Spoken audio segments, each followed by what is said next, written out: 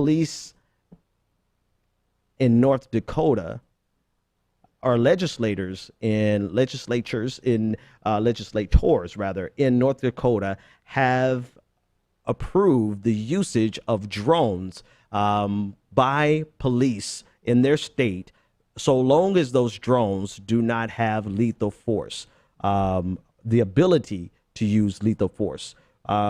Legislators, in the attempt to regulate the usage of drones for surveillance, the police union in North Dakota has lobbied successfully for the use of drones in non-lethal policing.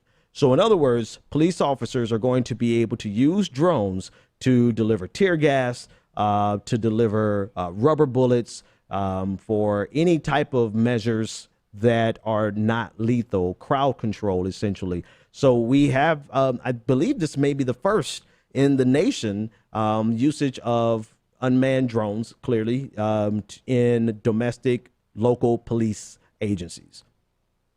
Now, this, in context of a couple of other things that are happening, most recently in Dallas, we saw the usage of a robot that was designed to disarm bombs, deliver a bomb to kill the suspect in the Dallas shooting, where I believe 13 police officers were killed.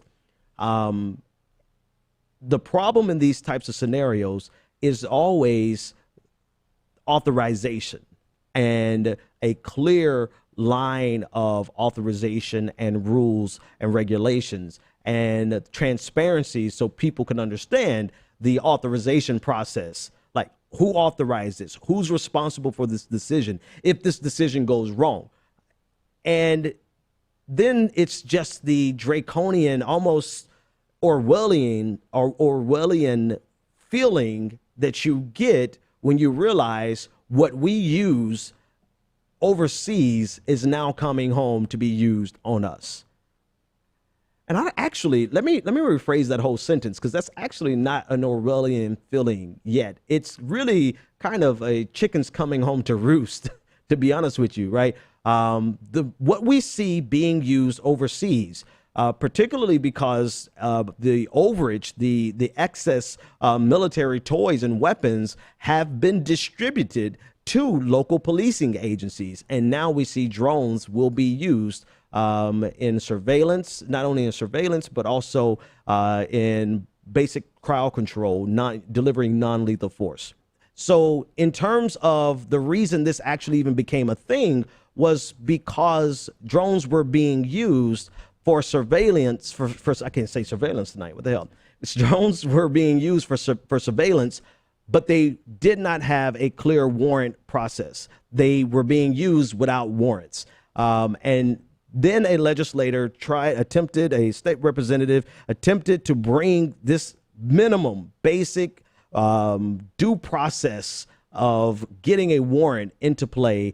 And by opening up that can of worms, it actually opened the door for the police lobbies to lobby, the police unions to lobby to get non-lethal use of force attached to these drones. So the entire warrant process, in an attempt to get transparency and due process, actually opened the door for this to happen. So obviously, this is a big, significant shift in domestic policing, and we'll be watching it as it goes along. But it's definitely something for us to keep our eye on.